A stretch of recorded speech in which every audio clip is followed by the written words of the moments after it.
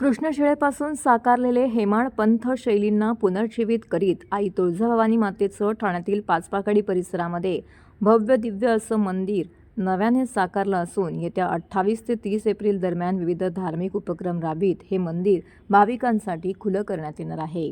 महाराष्ट्रांची स्फूर्तिदेवता, प्रेरणाशक्ती व स्वराज्य संस्थापक राजे श्री शिवछत्रपती यांची आराध्य देवता म्हणजे आदिशक्ती आई तुळजाभवानी देशातील 51 शक्तिपीठांपैकी आणि महाराष्ट्रातील 3.5 शक्तिपीठांपैकी श्री तुळजाभवानी देवीचं तुळजापूर क्षेत्र हे एक पूर्ण शक्तिपीठ आहे.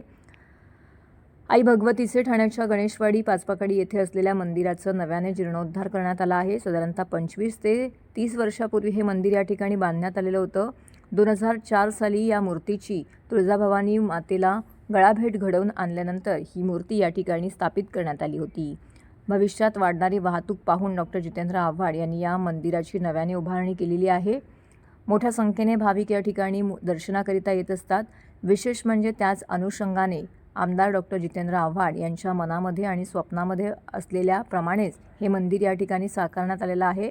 काळ्या पाषाणातूनच म्हणजेच कृष्णशिळेतून हे मंदिर साकारलं जावं, या मंदिरात आल्यानंतर तुळजापूरच्या मंदिराचा अलवार स्पर्श जाणावा अशी मनस्वी इच्छा आमदार डॉक्टर जितेंद्र आव्हाड यांची होती आणि याच इच्छेतून थेट तामिळनाडूचे सेलम आणि आंध्र प्रदेशातील विजयवाडा गाठण्यात आलं आणि तेथील दगडखाणीतून कृष्णशिळा शिवशंकराचे स्थान असलेल्या कर्नाटकातील मुरुडेश्वर येथून आणण्यात आले आहेत.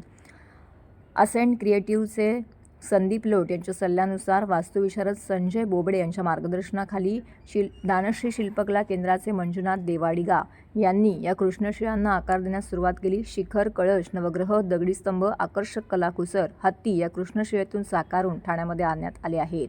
शिळांना ठाण्यातच आकार दिला गेला आहे. तर प्रत्यक्ष मंदिर आकारला येण्यास प्रारंभ झाला. सुमारे 2000 टन काळ्या पाषाणाचा वापर करून 33 फुटांचा कलश आणि त्यासमोर नवग्रह प्रवेश कळस, 26 स्तंभ, 20 गजमुखांची आरास, मंदिरासमोर हवनकुंड, 108 दिव्यांची दीपमाळ इत्यादींनी सुसज्ज असलेले हे मंदिर या ठिकाणी साकारलं आहे.